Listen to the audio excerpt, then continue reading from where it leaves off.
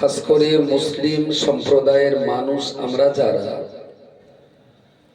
আমাদেরকে দ্বীন সম্পর্কে, কোরআন হাদিস শরীয়ত সম্পর্কে ভয় দেখানো এবং লোভ দেখানো, যে ইসলামকে না মেনে চললে কি ক্ষতি হবে, তার ভয় মানুষকে দেখানো, যাতে মানুষ ইসলামের দিকে এগিয়ে আসে আর ইসলামকে মেনে চলার কারণে কতটা লাভ হবে সেই লোভটাও মানুষকে দেখানো। তো জান্নাত পাওয়ার নেশায় এবং জাহান্নাম থেকে বাঁচবার আশায় মানুষ ধীরে ধীরে তার জীবনটাকে ভালো পথে ফিরিয়ে আনতে পারবে, এই লক্ষ্য এবং উদ্দেশ্য নিয়েই এই ধরনের জলসাগুলো প্রতিনিয়ত প্রতি জায়গায় কম বেশি হয়ে আসছে। এই ধরনের একটা জলসার আয়োজন করার জন্য 30, 40, 50 হাজার টাকাও খরচা হয়ে যায়। এই খরচের টাকা সমাজের খেটে খুটে খাওয়া মানুষ, দিন দুঃখী গরিব মিসকিন 200, 100, 500, 20, 50 টাকা দুমুঠো চাল, এই সমস্ত এক জায়গায় করে এই ধরনের একটা সভার আয়োজন করতে হয়। কিন্তু মজলিসের যে অবস্থা দেখে আমার মনে হচ্ছে আপনারা যতজন দাড়ি পাকা বয়স্ক মানুষ আছেন, আপনাদের সভা শুনিয়ে যত না লাভ হবে তার চাইতে বেশি লাভ হতো যদি অল্প বয়সের কিছু কচি কাঁচা হতো। সমাজের বর্তমান পরিস্থিতি অত্যন্ত নাজুক জায়গায়, দারুণ খারাপ জায়গায়। আপনারা যারা জলসা শুনতে এসেছেন বয়স্ক মানুষ, আপনাদেরকে একটা কথা শোনালাম বা শেখালাম বা বোঝালাম, 2-10 বছর 15 বছরের ভিতরে আপনি চলে গেলেন দুনিয়াতে, তাহলে আমার অজ কবরে চলে গেল। কিন্তু একটা 12 বছর 14 বছর 18 বছরের বাচ্চাটাকে যদি শেখাতে পারি তো আশা করা যায় আগামী 40-50 বছর তার কাছ থেকে একটা ফল পেতে পারি। তো ধর্মসভার মজলিসে বেশি বয়স্ক মানুষের অবস্থান আর উঠতি প্রজন্ম নওজওয়ান যুবকদের ক্রাইসিস, এটা কিন্তু প্রমাণ হয় তাহলে মহল্লায় ধর্মীয় অবস্থান খুব ভালো জায়গায় নেই। তারপরেও আমাদের হাল ছাড়লে হবে না, চেষ্টা আমাদের চালিয়ে যেতে হবে। ইসলামের ঘরে যখন আল্লাহ আমাদেরকে পাঠিয়েছেন তো মরণ পর্যন্ত আমাদের লড়াই সংগ্রাম চালিয়ে যেতে হবে, ইসলামটাকে বুকের মাঝখানে আগলে রাখা। ইসলাম থেকে আমাদের কখনোই বিচ্ছিন্ন হলে হবে না, তাহলে আমরা ইহকালেও পর্যদুস্ত হব, আমরা পরকালেও কঠিন বিপদের সম্মুখীন হয়ে যাব। প্রথমত আমার যেটা মনে হয়েছে, প্রিয় রাসূল সাল্লাল্লাহু আলাইহি ওয়াসাল্লামকে আল্লাহ যে মক্কা মুকাররমায় পাঠিয়েছিলেন সেই যুগটা যত ভয়ঙ্কর, যত বিপজ্জনক, যত কঠিন অন্ধকার যুগ ছিল, আজকের যুগটা কিন্তু তুলনামূলকভাবে অতটা কঠিন না। এই অর্থে বলছি, নবুয়ত প্রাপ্তির পর রাসূলুল্লাহ 5টা মানুষকে ডেকে কোরআন শোনাবেন এইরকম সুযোগ ছিল না।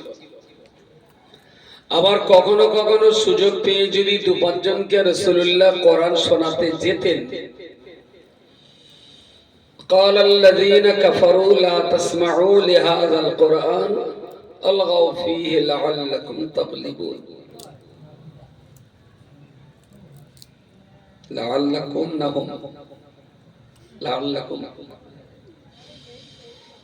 রাসূল যখন মানুষদেরকে কোরআন শোনাতেন তো প্রতিপক্ষ বেদিন মানুষেরা সেখানে যে চিৎকার চেঁচামেচি করত, হই হট্টগোল করত, তালি মারত, শীষ দিত, যাতে করে নবীর মুখ থেকে উচ্চারিত হওয়া কোরআনের আওয়াজ শ্রোতাদের কানে না যায়।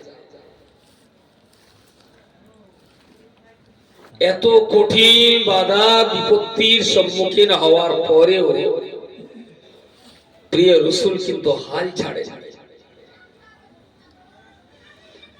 যে যাদের শোনাতে চাইছি ওরা যখন শুনতেই চাইছে না, আর এই ঝামেলা থাকবে না, উপতে আর যাবো না। যদি তিনি একবার ঢিলা দিতেন তাহলে ইসলাম কিন্তু পানাপুকুর পর্যন্ত আর পৌঁছাতো না, সেখানেই শেষ হয়ে যেত। সেই দিনের তুলনায় আজকে আমরা এতগুলো মাইক বেঁধে চিৎকার করে কোরআনের কথা বলতে পারছি, কেউ বাধা দিচ্ছে না। মানুষের কাছে ইসলামকে তুলে ধরার সুযোগ পাচ্ছে, খুব একটা কেউ বাধা দিচ্ছে না। ন্যায় সত্য, হালাল হারাম, জান্নাত জাহান্নাম, আলো আঁধারের কথাগুলো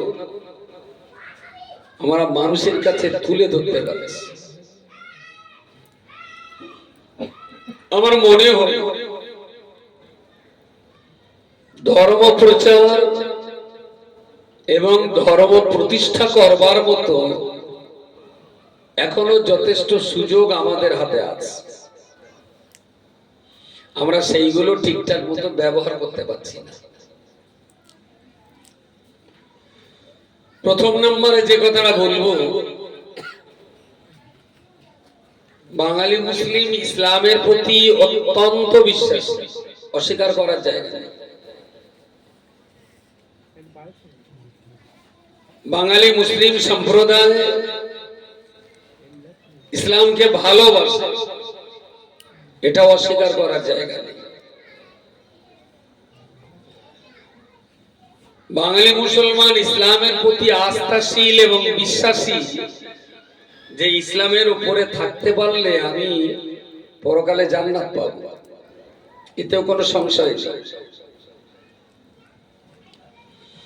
যার জন্য ইসলামী ধর্ম সভায় 2-10 টাকা করে দিয়ে 40,000 টাকা জোগাড় করে সভা করা সম্ভব হয়েছে।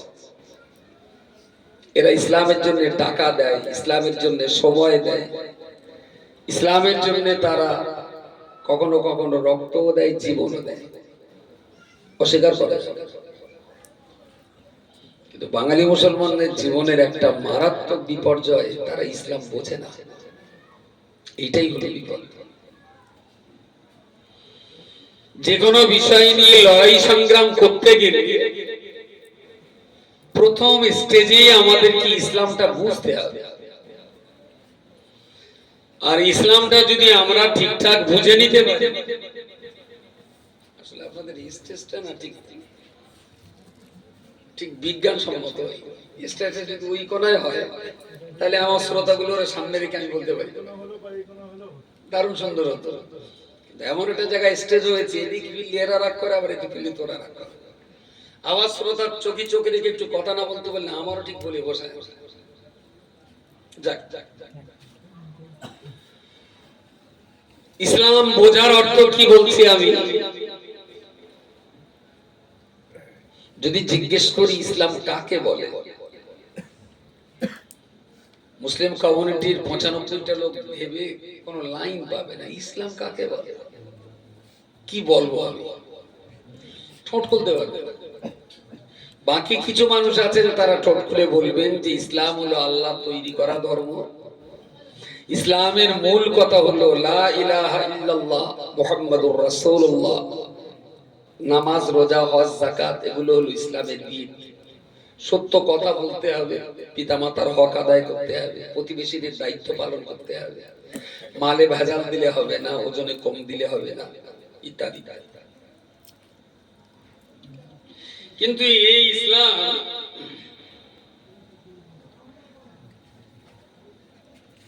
ঠিকঠাক যদি আমরা বুঝতে পারতাম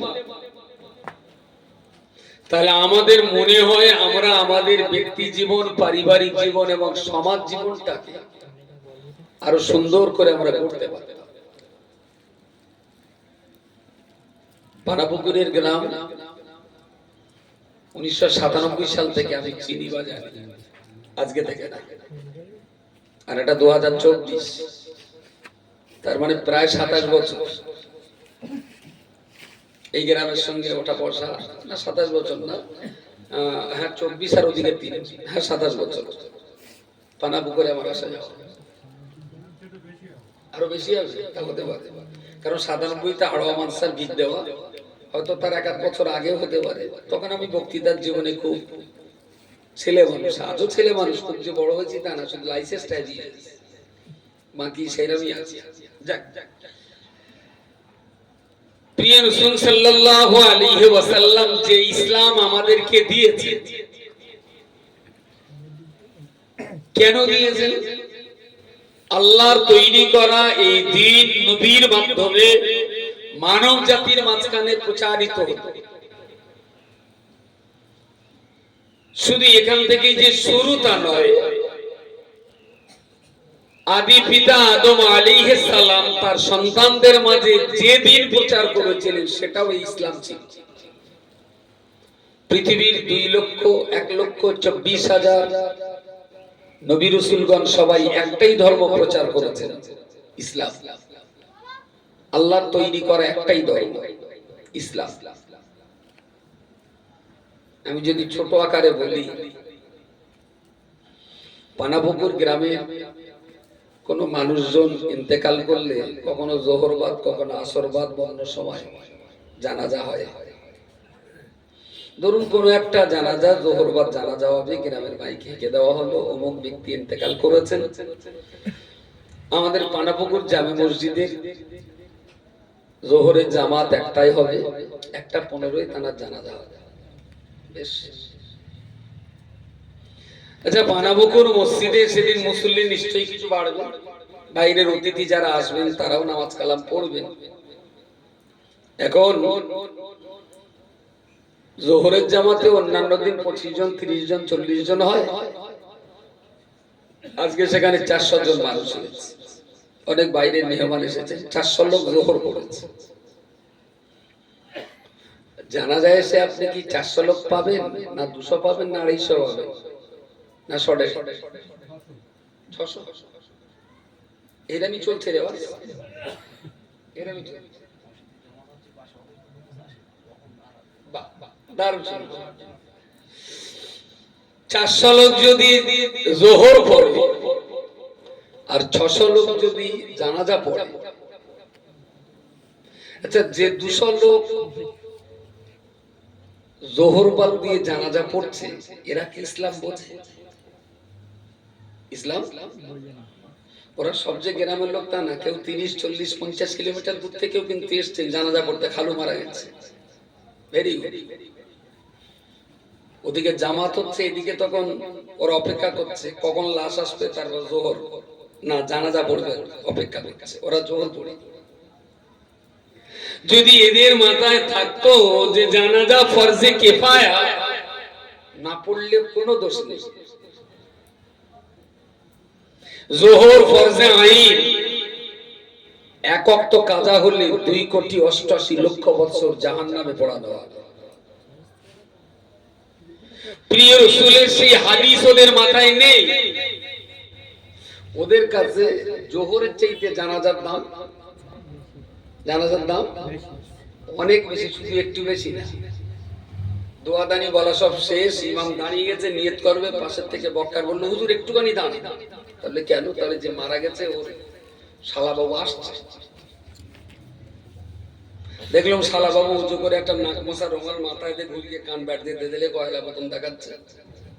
তারিখ জন্য জানাজা দেরি করা হবে, যেহেতু ওর বোনাই মরে গেছে। আচ্ছা, যদি এই শালা বাবু জানাজাটা না পড়তো, ওর কতটাই বা পাবো তো, আর গ্রামের লোক দেরি না করার জন্য গ্রামের লোকের কতটা পাবো। সারা পৃথিবীর যে কোনো মুফতির কাছে ফতোয়া চাইবেন, সবাই বলবে কোনো পাবো, কারণ জানাজা তো ফরজে কিফায়া, পড়লে সওয়াব, না পড়লে কোনো পাপ হবে না। অনেক লোক তো পড়ছে, কোনো পাপ নেই। কিন্তু আজও মুসলমানদের বিরাট একটা অংশ তারা জোহর পড়েনি, জানাজা পড়ছে। এরা ইসলাম বুঝে না, বুঝলেই সর্বনাশ করতো না।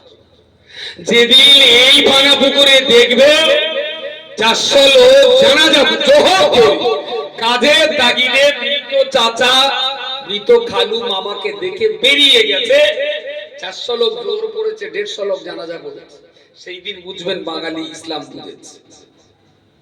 কাজের তাগিদে জানাজা বাদ দিয়েছে, বাট জোহর বাদ দেয়নি, সেই দিন বুঝবেন যে মুসলমান ইসলাম বুঝেছে। নাম্বার 2,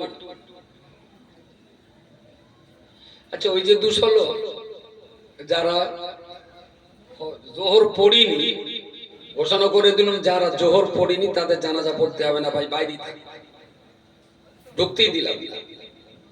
একদম জেনুইন জোহর পড়ার 400 লোক নিয়ে জানাজা হচ্ছে, 200 লোকের পড়তে দিলাম না। যে তোরা যখন জোহর ফরজ পড়লি তারে কেফায়া নামাজ তোদের পড়ার দরকার, হাট এখান থেকে, যারা জোহর পড়েছে তারাই জানাজা পড়বে।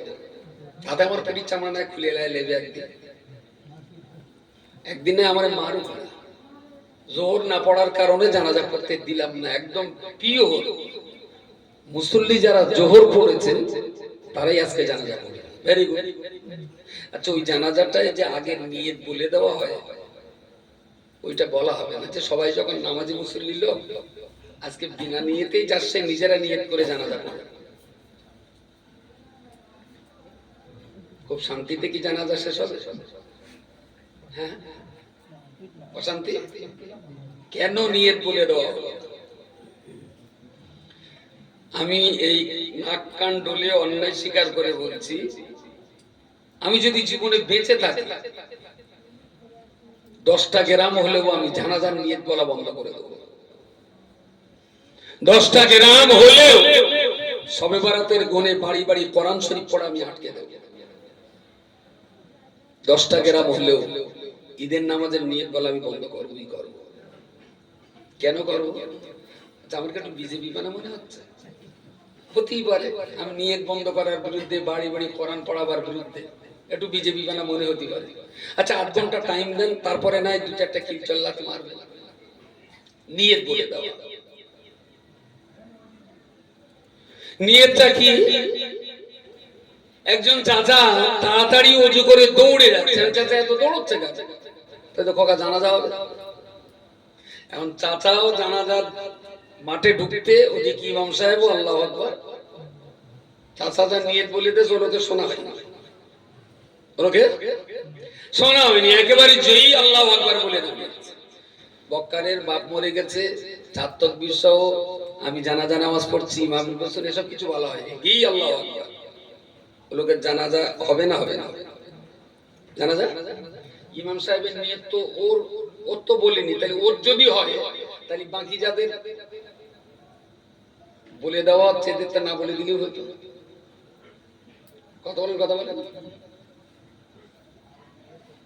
আসলে ওই যে চাচা দৌড়াচ্ছিল, বললাম কোথায় যাচ্ছ এত ব্যস্ত, বললো জানাজা হচ্ছে, ওইটাই ওর নিয়ত। মুখে যেটা আমরা বলছি নাওয়াইতু আন উআদ্দিআ 4 তাকবীরাতি সালাতিল জানাজাতি ফরদিল কিফায়াতি আসসানাউ লিল্লাহি তাআলা ওয়াদ দুআউ লিহাযাল মাইয়িত ইক্তাদাইতু বিহাযাল ইমাম মুতাওয়াজ্জিহান ইলা জিহাতিল কাবাতিশ শরীফাত। আল্লাহু আকবার। এই নিয়তটা হলো মুস্তাহাব, পড়লে একটু সওয়াব হবে, না পড়লে নামাজের কোনো ক্ষতি হবে না, যেহেতু সে ওযু করেছিল জানাজা পড়ার জন্য। এটাই তার ভিতরে নিয়ত। আপনি বাজার করে ফিরলেন, বললাম চাচা প্যাকেটে কি আছে? তাহলে 500 টাকা বুই মাছ আছে, 2 কেজি আলু আছে, 1 কেজি পেঁয়াজ আছে, 1.5 কেজি বেগুন আছে।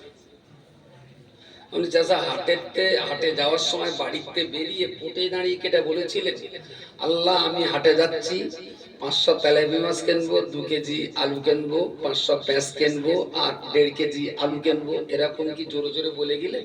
তাহলে না খোকা, শুধু মনে মনে করে গেলাম বাজার করো। চাচা মনে মনে শুধু বলে গেছে যদি বাজারটা ভালো হয়, আমিও তো মনে মনে জানাজা পড়তে যাচ্ছি, তাহলে এখানে নিয়তের গন্ডগোলটা কি আছে ভাই? গন্ডগোল কোন গন্ডগোল নেই। তাহলে যে নিয়ত মুখে বলে না দিলে মুসল্লিদের কোনো ক্ষতি হতো না, এই নিয়তটা বলে আমরা সর্বনাশ করছি এই জায়গাটায়। আম পাবলিক ভাবছে জানাজা যেটা অসুবিধা ছিল সেটা তো হুজুর বলে দিয়েছে, যেটা অসুবিধা ছিল হুজুর তো সেটা বলে দিয়েছে, তাইলে নিশ্চয়ই আমার জানাজা হবে। আচ্ছা, ওর ভিতরের দোয়াটা কত মজাদার, কত সুন্দর।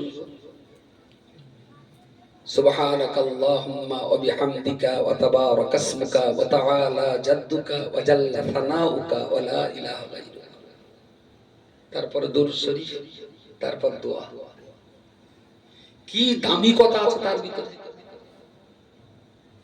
اللهم اغفر لحينا وميتنا وشاهدنا وغائبنا وصغيرنا وكبيرنا وذكرنا وأنثانا.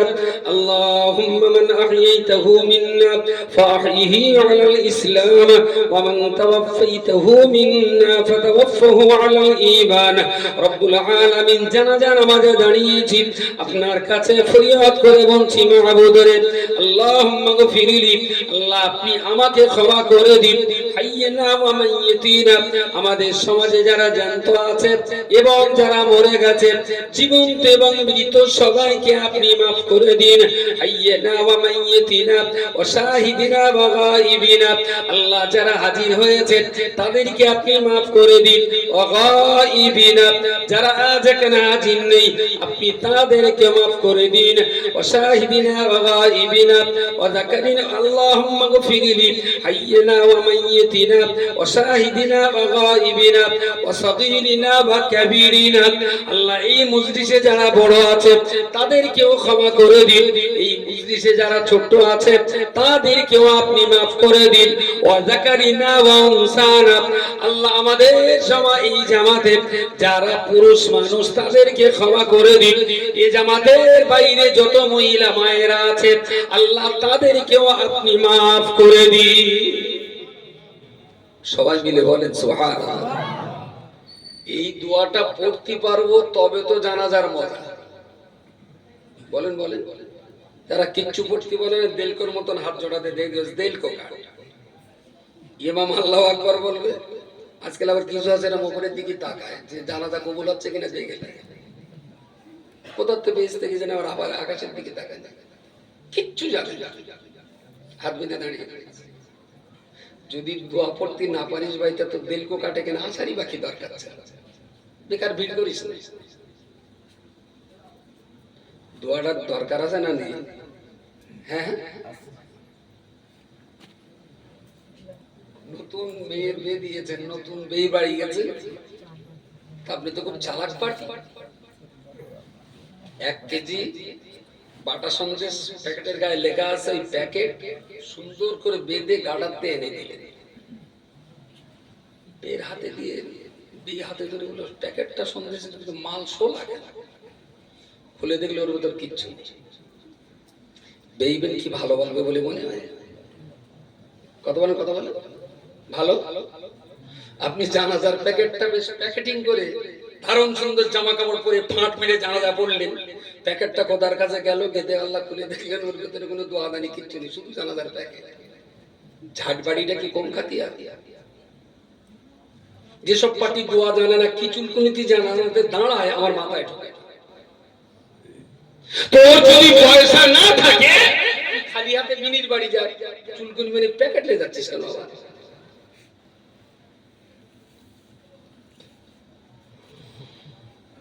তাহলে যে 200 লোক জোহর পড়েনি তার গা বাদ দিলাম, যে 400 লোক জোহর পড়েছে তাদেরই নিলাম। কিন্তু তাদের যদি আবার নিয়ত না বলে দেওয়া হয় তাহলে সেখানেও ইমামের চাকরি বরতলায় যাওয়ার প্রবল আশঙ্কা আছে। আমি বলছি নিয়ত এই জন্যই বলা বন্ধ করা উচিত, পাবলিক মনে করছে যেটা অভাব ছিল সেটা হুজুর বলে দিয়েছে, তাহলে আমাদের আর কোনো অসুবিধা নেই। নিয়ত বলা বন্ধ করা হোক, পাবলিক বুঝুক আমার কাজ আমাকে পড়াশোনা করি তবে জানা যায় যেতে হবে। আমি তো মরবই তো, আজ না হলেও কালকে। তা মনে মনে হয় এখন লিখিনি যে ওসিয়াত করে যাব, যারা জানাজার দোয়া দরুদ জানে না ওরা যেন আমার জানাজাটাও না। বেকার ঘোড়ার ডিম সংখ্যা বেড়ে গেল লাভ কি? 7 লোকে আমার জানাজা পড়ুক যারা দোয়া দাঁড়িয়ে জানে, বাকি ভিড় করে বেকার দরকার নেই। তাই মনে মনে হয় বলি খাতার এক কোণে লিখে রেখে দিই, কবে ফটাং করে আজরাইল যাবে। এখনো লেখা হয় না, আমার মনে হয় মাঝে মাঝে লিখে রেখে দেয়। পাপ হবে কি ভুল হবে আমি জানি না। আসলে যদি প্যাকেটের ভেতরে মাল জাল না থাকে তাহলে বেকার প্যাকেট দেখে কোনো লাভ আছে? কথা বলে আমি তকবীর বাঁধছি, মেলে চুপচাপ দাঁড়িয়ে আছি, সবাই মনে করতেছে মাতির জানাজা করতেছে, কিন্তু আমি যে কি কামাই ধরতেছি আমি তো কিচ্ছু জানি না। এই প্যাকেট ফাঁকা প্যাকেটের কোনো দাম আছে আল্লাহর কাছে? আচ্ছা, এই 400 লোকের ভিতরে নিয়ত জানে কজন?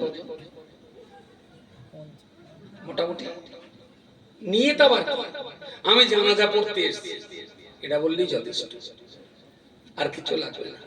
মদ্দার লোক তো মেয়ে লোক, সে তো মসজিদে একবার শুনিলাম জাফর আলী মারা গেছে, তা জাফর আলী কোনোদিন মেয়ে লোক হয়? ওই শুনিছি মানে আমার তো মনে মনে রুই গেছে যে মদ্দার লোকের জানাজা পড়তে যাচ্ছে। অনেকদিন আগের একটা গল্প, দলিল দিক পারবো না কোন কেতাবে আছে, গল্পের আবার দলিল হয়। ইসলামের কথা না, সামাজিক একটা কথা, তাই এক্ষুনি বললি মনে একটু কাজে লাগবে না। একটা লোকের একটা বিয়ে করেছে, 13-14 বছর 15 বছর ধরে বাচ্চা কাচ্চা হয়।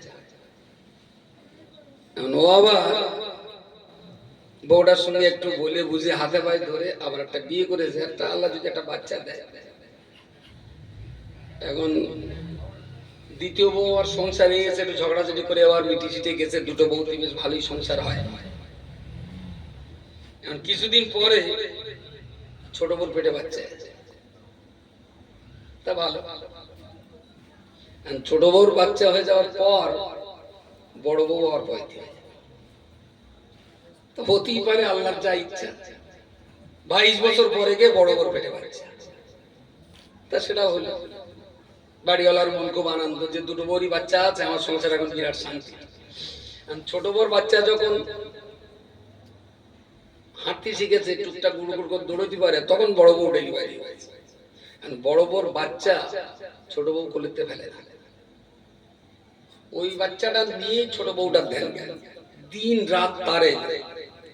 তা গ্রামের লোক বলে যে তোরা তো বলিস সতীনীর ঘর, গোলাম আলীর ছোট বউটা দেখে আর সতীনীর বাচ্চা কি যত্ন করে। আর সত্যি সে যত্ন করে, তার খাওয়ানো, কার ধোয়ানো, তার মোখানো, তার ঘুম পাড়ানো সবকিছু ছোট বউ করে। বড় বড় বাচ্চা, ওর বাচ্চা তখন কাদা মেঘতেছে, ধুলো মেঘতেছে, পড়তেছে, হুচট খাচ্ছে, ওর ওদিকে কোনো লক্ষ্য নেই। ওর লক্ষ্যই হলো বড় বড় বাচ্চা। সেই বাচ্চা 1 বছর 2 বছর 3 বছর 5 বছর 6 বছর কোলেতে ফেলে। ছোট বউ ভাত রান্না করবে বাচ্চা কোলে, উঠোন ঝাড় দেবে বাচ্চা কোলে, থালা বাটি মাজবে বাচ্চা কোলে। আর বড় বউ দেখে আমার বাচ্চাও মানুষ করতেছে, ও বিরাট শান্তি। গ্রামের একটা বুড়ি সে গেছে বলে, এই বলছি তোরও তো একটা বাচ্চা আছে, তার গায়ে ধুলো কাদা মাটি মেখে তুই তার একটু যত্ন করিস না, সতীনীর বাচ্চা না তোর এত যত্ন? তাহলে না চাচি, লোকে প্রায় বলে সতীনীর সংসারে অশান্তি হয়, আমি ওইটা হতে দেবো না, সেই জন্য আমি বড় বউর বাচ্চা বেশি যত্ন করি। তার যত্ন তুই করিস, তুই এত যত্ন, তোর উদ্দেশ্যটা তাহলে না, উদ্দেশ্য ওর বাচ্চাটা আমি মানুষ করে দিচ্ছি। বলছে না তুই ঠিক করে বল। তো অনেক ঝালানোর পরে বলতে চাচ্ছি বলবো, কারুর বলবা না তো? তারপরে না তুই বল। তার যে আঙা মদ্দা লোকের 5 বিঘে জমি আছে, আমার ছেলে কাদা মেঘতেছে, পড়তেছে, উঠতেছে, দৌড়চ্ছে, ওর না জান শক্ত হচ্ছে। আর এই বড় বড় ছেলে দুবেলা কোলে রেখে রেখে, আর 7 বছর বয়স, এখন ওর আমি ও এখন হাঁটতে পারে না, ওর কোলে কোলে রেখে রেখে ওরে পুরো প্যারালিসিস করে দিয়েছে। আর এরপর 2.5 বিঘে করে জমি ভাগ পাবে, আর এই পক্ষঘাত কোলে কোলে যা করেছি এ তো জীবনে খেটে খাতি পারবে, আর ওই জমি সব চাষ করবে আমার ছেলে।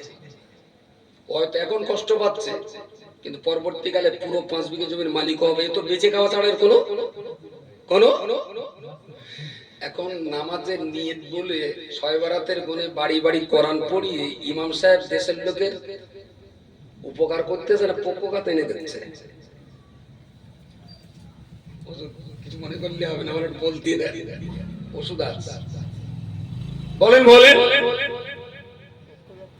কোরআন তো আর পরিবারের প্রত্যেক মুসলমানের জন্য কোরআন পড়া তো ফরজে আইন, কিন্তু এ সমাজ মনে রেখেছে কোরআনের প্রতি তো আমার একটা দায়িত্ব আছে, আমি মুসলমান, কোরআন আল্লাহর কালাম, আমার একটা দায়বদ্ধতা আছে, আমি তো সারা বছর পড়তে পারি না। ইমাম সাহেব এসে আমার বাড়ি পড়ে দিচ্ছে মানে কোরআনের উপরে আমার যে দায়িত্ব ছিল সেই দায়িত্বটা পালন হচ্ছে। বুঝতে পারেন? এতে কি সত্যি সত্যি বাড়িওয়ালা কোরআন তেলাওয়াতের দায়িত্ব থেকে কি নাজাত পাবে বলে মনে হয়? মনে একটা মজার গল্প বলে, একদম বাস্তব কথাটা হলো একটু হুঁশো ভাই, একটু বুদ্ধি কম, এখন ওর পা ভেঙে গেছে, তাতে আবার গরিব মানুষ, সেই পা ভেঙে গেছে, এক দুদিন পড়ে রয়েছে, কাতরাচ্ছে। গ্রামের লোক চাঁদাপত্র তুলে ওরে এনে হসপিটালে গেছে। হসপিটালে গেলি ডাক্তার এই পা এরকম লম্বা করে তো বাবা গেছি মা গেছি করে চাঁচাচ্ছে। ডাক্তার টিভি দেখলো যে পা ভেঙে গেছে, এক্সরে রিপোর্টও ভাঙা, এখন প্লাস্টার করতে হবে, দুদিন পর প্লাস্টার হবে। ওই যে পা টেনে দেখেছে তো ও মোটামুটি এরম করে থাকলে শান্তি পাচ্ছে, হাড় আর মুখোমুখি লাগছে না, হাড়ের মুখোমুখি লাগলে তো যন্ত্রণা, ও পা এরম দুমড়ে দেখেছে। আর যেই ডাক্তার লম্বা করেছে ও তো মা গেছি বাবা গেছি ধর্ম বাপ ছেড়ে দেবে এরম করছে, তা ডাক্তার দেখে শুনে বললো প্লাস্টার করতে হবে, কোনো উপায় নাই। পরের দিন ডাক্তার প্লাস্টার করে দিয়ে গেছে, ওরে আবার লোকজনের বাড়ি গেছে, ও সে গ্রামের লোক বলতে তোর পা প্লাস্টার করে দিয়েছে, প্লাস্টার করেছে, তা সে ডাক্তাররা তো মুসো বলছিস কেন বললেন দেখি, না আমার একটু ক্ষতি হয়েছে, তো ডাক্তাররা যে মুসো এটা আমি ঠিক প্রমাণ করে কি হয়েছে তো, যে প্রথমেই আমার ডান পা ভাঙা, তো পা যেই টেনেছে আমার বিরাট লেগ দিল, আর ওরা যেই প্লাস্টার করার জন্য এসে কোন পা ভাঙা আমি তখন বাবা দিছি, ওরা আমার বাবা পুরো প্লাস্টার করে দিয়েছে, আমার একটু কাটলে একটু লাগেনি, আমার পুরো ডাক্তাররা মুসো হসপিটালে যে কটা আছে, আমার যে ডান পা ভাঙা ওরা তো কেউ জানে না, আমার বাবা প্লাস্টার করে দেবে। আচ্ছা ও কি জাতের জিনিস কিছু বলা যাচ্ছে? জি জি, এরা গ্রামের মানুষের ধারণা কেসে তো মাত্র 10টা টাকা, কিন্তু আমি তো মাল মেরে নিচ্ছি, সারা বছর আমার কোরআন পড়তে হবে না, হুজুর আমার গাড়িতে কোরআন পড়ে দিয়েছে। জি জি, খালু তোর ভেঙেছে ডান পা, তুই প্লাস্টার করে নিয়েছিস বাপা, হাঁটবি কোন পাদে? ডাক্তাররা হুঁশো, ও যে কতটা গান্ডু ও বলো নিজেও জানে না আমি কি আগুন আমার কপালে লাগিয়েছে। প্রিয় শ্রোতা মণ্ডলী, আপনাকে অবশ্যই মনে রাখতে হবে ইসলামের ঘরে জন্ম নিয়েছেন বাবা মুসলিম, মা মুসলিম, কোরআনের ঘরে জন্ম নিয়েছেন, মুহাম্মদকে রাসূল বলে মেনে নিয়েছেন, কাবাকে কিবলা বলে গ্রহণ করে নিয়েছেন, ইসলাম আল্লাহ তৈরি করা ধর্ম বিশ্বাস করে নিয়েছেন, মুহাম্মদুর রাসূলুল্লাহ সাল্লাল্লাহু আলাইহি ওয়াসাল্লামকে সর্বশেষ এবং শ্রেষ্ঠ নবী বলে বিশ্বাস করেছেন। ওয়াহদাহু লা শারীকা লাহু, আল্লাহ এক এবং অদ্বিতীয়, তার কোনো অংশীদার নেই, এটাও যেমন বিশ্বাস করে নিয়েছেন। তাহলে আপনার জন্য বাধ্যতামূলক ভাবে আল্লাহ পাক রব্বুল আলামিন পরিষ্কার করে বলে দিয়েছেন, বান্দারে তুমি যখন ইসলাম গ্রহণ করে নিয়েছো, আমি আল্লাহকে যখন এক বলে বিশ্বাস করে নিয়েছো, প্রতিদিন তোমার জন্য এই কোরআন তেলাওয়াত করে আমি আল্লাহ ফরজে আইন করেছি। এই কোরআন তোমাকে পড়তেই হবে, এই কোরআন দিয়ে তোমার জীবন গঠন করতে হবে, এই কোরআন দিয়ে তোমার সমাজ গড়তে হবে, এই কোরআন দিয়ে তোমার পরিবার গড়তে হবে, এই কোরআনের আইন দিয়ে তোমার বাচ্চাদের ধীরে ধীরে মানুষ করতে হবে, এই কোরআনের বাক্য দিয়ে তোমার পরিবারটাকে শান্তি প্রতিষ্ঠা করতে হবে। দুর্ভাগ্যজনক সত্য কথা, বাঙালি জাতি বাড়ির পিছনে 10 লাখ টাকা খরচ করেছে, জমির পিছনে 20 লাখ টাকা খরচ হয়েছে, সুন্দর নামি দামি পোশাক পরে বেরিয়েছে, ওই বাড়িটা ওই গাড়িটা ওই জমি আর ওই জঙ্কার ওই সোনার পোশাকের কি দাম থাকতে পারে, আসলে দেহের ভিতরে যদি আল্লাহর কোরআন যদি জায়গা না পায়, কি দাম আছে সেই দাম আমার একটু বলুন। আজ এই পানাপুকুর গ্রামে 100-র ভিতরে মিনিমাম 70টা মুসলমান আছে যারা কোরআন পড়তে পারে না। জবাব দিতে হবে না খোদার কাছে। ইমামরা নিয়ত না বললে চাকরি চলে যাবে, বাড়ি বাড়ি কোরআন না পড়ালে ইমামদের চাকরি চলে যাবে। সে বেচারা ভয়তে ভয়তে পড়াচ্ছে ঠিকই, কিন্তু ধরা তো আপনাকে পড়তেই হবে একটা টাইমে। সেদিন তো কেউ আপনাকে ছাড়াতে যাবে না। কে ছাড়াবে সেদিন? সবাই তো ইয়া নাফসি করতে থাকে। আচ্ছা, যেভাবে জো তুলেছি ঘাই পর্যন্ত এইভাবে সহ্য হবে? হ্যাঁ, যতটা বোঝেন জালের খেবলা জালের জো, আমি যেভাবে জালের জোড়া তুলেছি ঘাই পর্যন্ত এইভাবে গেলে কি টিকে থাকা যাবে নাকি বড্ড চিটচিট করতে ভেতরে? চিটচিট করে তো একটু খারাপ হয়ে গেলে চিস্তি ধরি আমার ধরবো, একটা কাহিনী ধরবো। কিছু বলেন না কেন? হাসান বসরির একটা মায়ের এইভাবে চলবে। তাই বিশ্বাস করুন, আমিও হযরত হাসান বসরি, মনসুর হাল্লাজ, খাজা মাইনুদ্দিন চিশতি, ইমাম আবু হানিফা, এই সমস্ত হুজুরদের খুব সুন্দর সুন্দর পবিত্র জীবনী আছে, দারুণ সুন্দর সুন্দর কথা আছে। আরামসে 1.5 ঘন্টার টাইম খুব স্বস্তির সঙ্গে পার করে দেওয়া যায়। কিন্তু সভা করার পরে যখন গাড়ি তুলবো তখন আমার মনে হবে পাবলিককে দিলাম কি, আর পাবলিক আমার কাছ থেকে পেল। পরে আনলো সুন্দর করে গরুর গোশ, মুরগির গোশ, পরোটা না কি দিলে, লুচি, দারুণ সুন্দর দিলে, শাকা লুচি দিলে, জম্মের তো টান টেনে তারপরে আসলাম। কিন্তু জবাব তো একদিন দেওয়াই লাগবে আল্লাহর কাছে। ওরা এত যত্ন করে এত টাকা খরচা করে সভা দিল, ওদেরকে তুমি কি দিয়েছি? প্রিয় শ্রোতা মণ্ডলী, মনে রাখুন, আমি এই জন্যই বলছিলাম পাবলিক মনে করে বছরে একটা বার কোরআন তেলাওয়াত করে নেওয়া এটা বোধহয় আমার বাড়ির ডিউটি। না রে বান্দা, না না, কোরআন প্রতিদিন পড়ে, এটা তো আপনার ডিউটি। কোরআন আপনার নিজে পড়তে হবে, আপনার বেটা বেটিদের কোরআন পড়াতে হবে।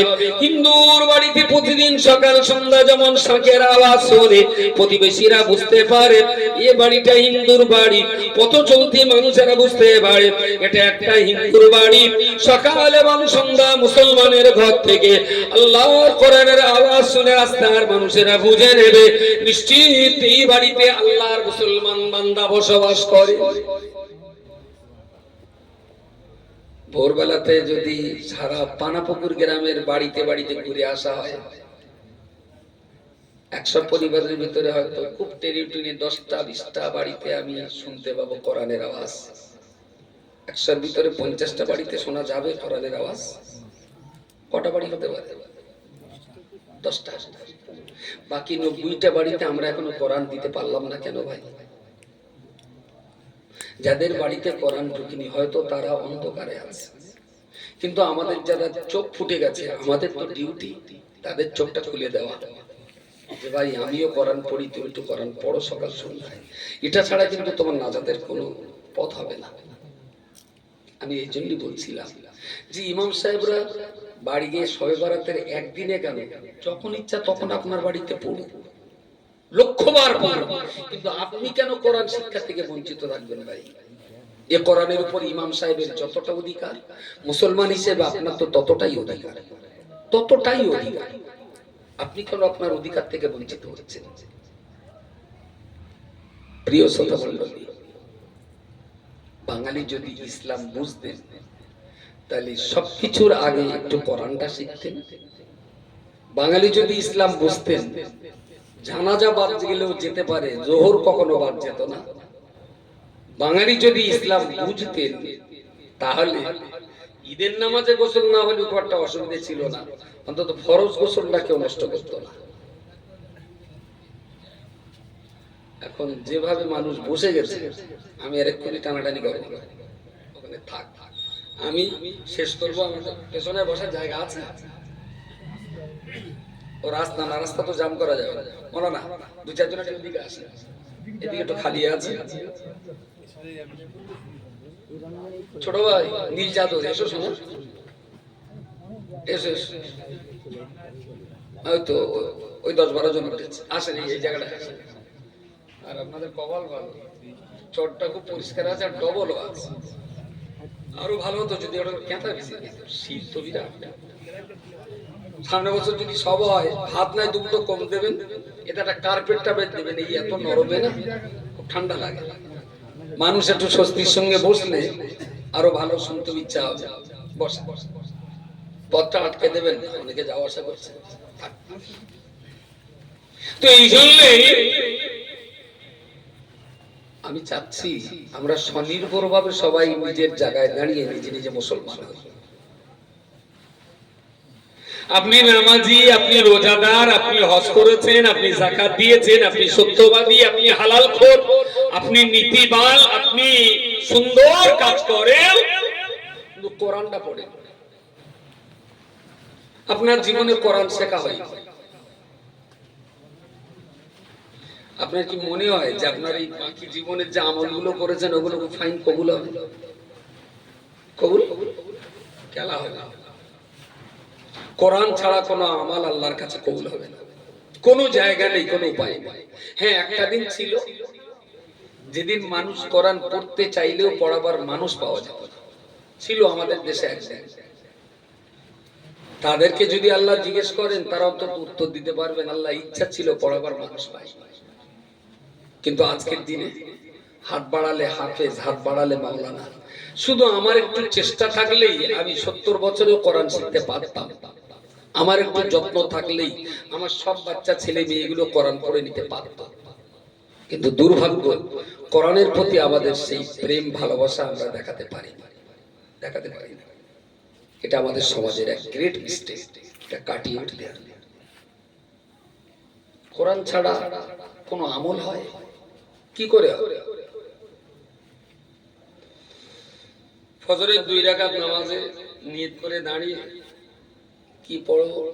কোরআন তো জানি না, তা পড়ো। মোর পাড়ার গরুর গাড়ি বোঝাই করা কলসি হাড়ি, গাড়ি চালায় বংশী বতন, সঙ্গে যায় ভাগ্নে মতন।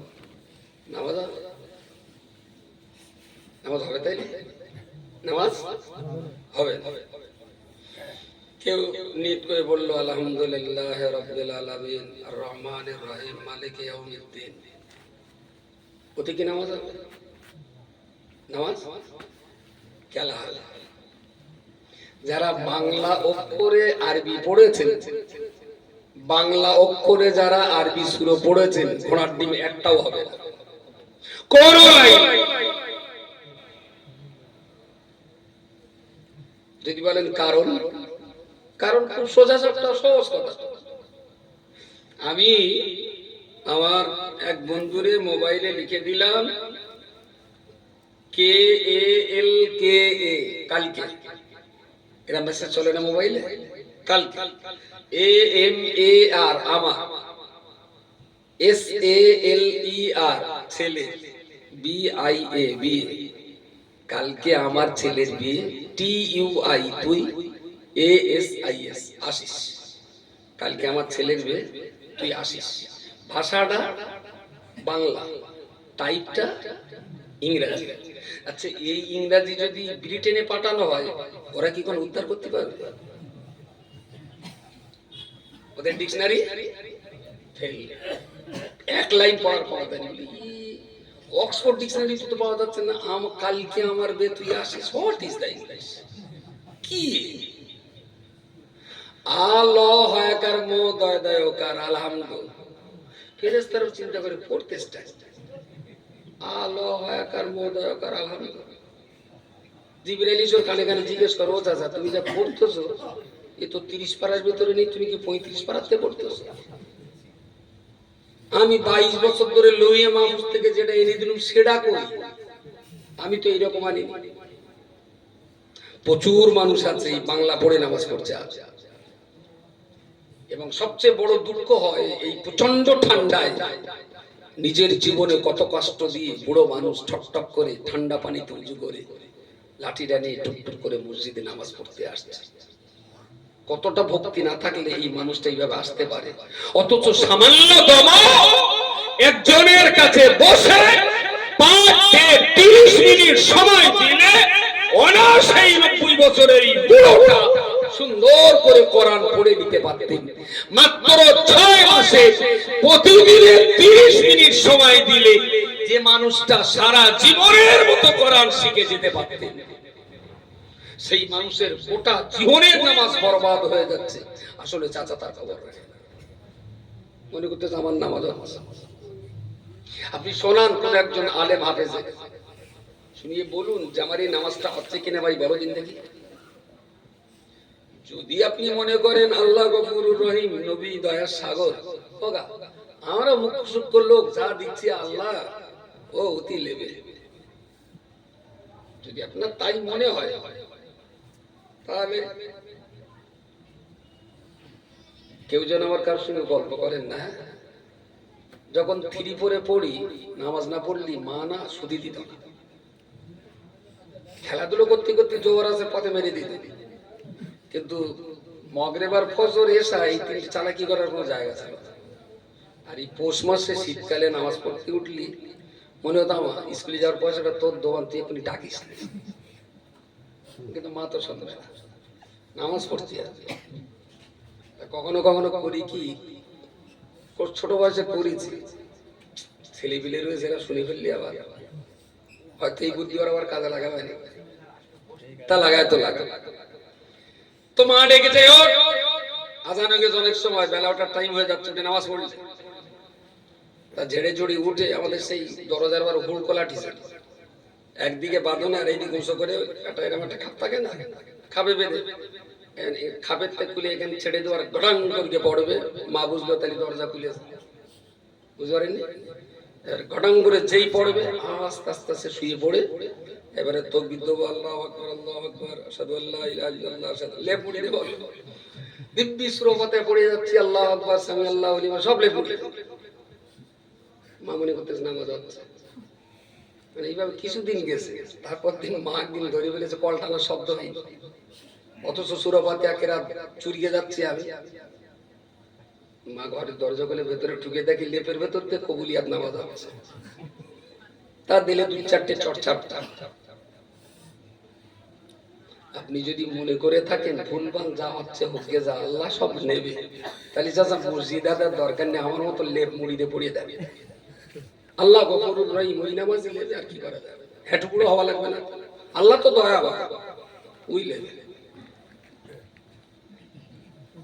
প্রিয় শ্রোতামণ্ডলী, মনে রাখুন, আমি আপনাকে বলতে চাইছি, আপনার গোটা জীবনের যত আমল, আপনি যে নামাজ পড়েছেন ওটা তো কোরআন শরীফে রয়েছে। ওয়াকিমুস সালাতা, আপনি যে যাকাত দিয়েছেন ওটাও তো কোরআনের ভিতরে রয়েছে।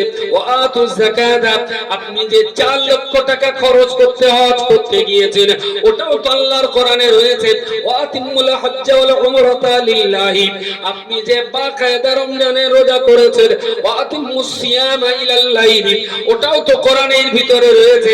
আপনি আপনার পিতামাতার সেবা যত্ন করেছেন, আনিশকুরুলি ওয়া লিওয়ালিদাইয়া, যা কিছু মুসলমান জীবনে আমল করবে সকল আমলের গোড়া তো কোরআনুল কারীম, যে কোরআনের আমলগুলো আপনি করবেন, অথচ কোরআন আপনি জানবেন না, কোরআন আপনি পড়বেন না, আল্লাহর কোরআন আপনি পড়তে শিখবেন না। আর আল্লাহর কোরআন শিখলেন না মানে কোনো মতে জীবনের কোনো আমল আল্লাহর কাছে সম্মানিত হবে না। কোরআনই তো আমলের ভিত। আমার কথা যদি আপনার বিশ্বাস না হয়, তবলিগ, ফুরফুরা, দেওবন্দি, লামজাবি, বেরেলি, আজানগাছি, গায়ের মুকাল্লিদ, মুহাম্মাদি, যত রকম মুসলমানদের দল আছে, শিয়া কাদিয়ানি দুটো বাদ দিয়েছি, কারণ শিয়া কাদিয়ানিদেরকে মুসলমান বলা যায় না, তারা তাদের কাছে মুসলমান ভাবে, সেটা তাদের ব্যাপার। ইসলামের যত দল বললাম এই কড়া, যে কোনো দলের মুক্তির কাছে যাবে। যে 80 বছর বয়স পেয়েছে লোকটা, 2030 সালে মরবে, এটা 24 সাল, এখন 6 বছর বাকি আছে, এই লোকটা কোরআন পড়েনি, 30 সালে কোরআন না পড়ে মরে গেছে, এই লোকটা কি জাহান্নাম থেকে বাঁচতে পারবে? আমি রক্ত দিয়ে লিখে দিতে পারছি, পৃথিবীর সব মুফতি এক বাক্যে ফতোয়া দেবে যে জাহান্নাম থেকে বাঁচতে পারবে না। যদি আমার কথা আপনার ভুল হয়, বিশ্বাস না হয়, তা আপনি যে কোনো একটা মুফতির কাছে ফতোয়া নিয়ে দেখেন, তারা কি বলে? কোরআন আপনাকে পড়াই না, আপনি আর যাই করুন, কোরআন ছাড়া মুসলমানের ইলমে আকীদা কোনো ভিত্তি প্রস্তাব নেই। এর উপরেই তো সব, কোরআনের উপরেই তো সব।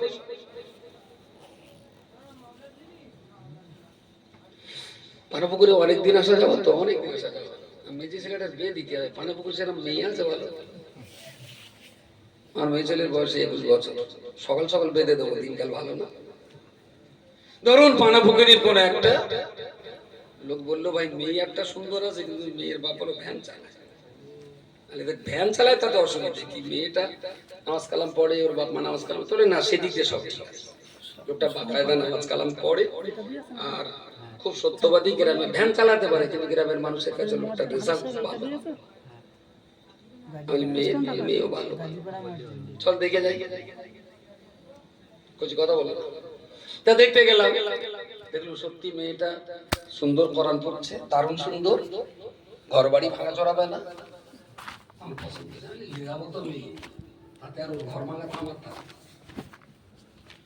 তাই বললাম, শহীদুল ভাই তোমার মেয়ে তোমার ছেলের দিদি আছে, তা তুমি নিয়ে এসো, দেখে এসো। আমার সব ব্যাগ